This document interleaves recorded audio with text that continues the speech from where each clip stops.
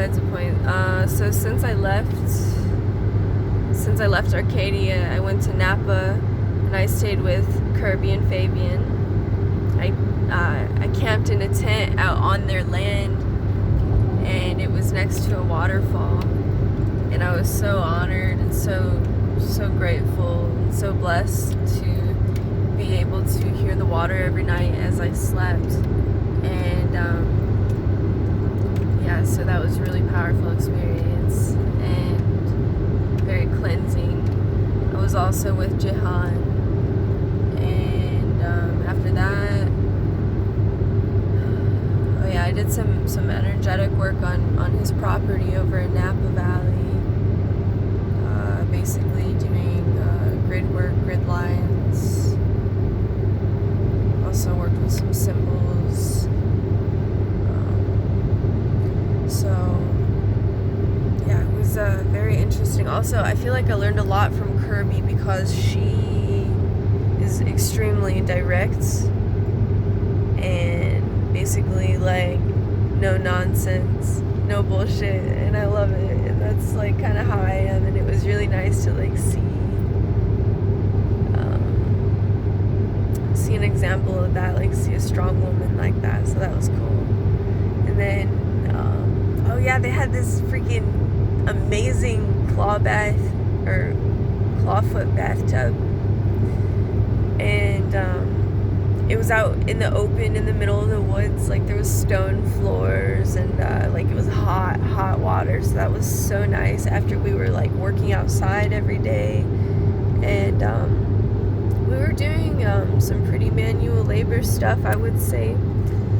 I used a lot of power tools that I've never even like seen before, so that was fun. After that, so we also built a little hexayurt thing, which is made out of a product called Armax, and it was created for emergency shelter in natural disasters. Oh yeah, one of the coolest things about the whole designing of the project, at least, was that he created it from drawing the Seed of Life pattern. So that was really nice. And then also, before we built the platform and laid it down, we created a spiral in the sand for the hexayurt. So that's always, positive expansion, growth, and prosperity. I really appreciated how he asked us to bow before we entered the land, as to like, oh, that's wild. Sorry, I just passed a sign with a name on it. But he asked us to bow before the land to show the separateness from, not the separateness, but say more the difference from like the outside world to like that sacred land. I'm not quite sure if I'm wording that how I want that to come out, but you get like what I'm trying to say. And let's see. Oh yeah, so the trees there had moss all over them, so that was really, really different actually. And the moss was actually pretty hard. I wasn't expecting that, the stuff that was hanging off the trees, but it totally makes sense. So then,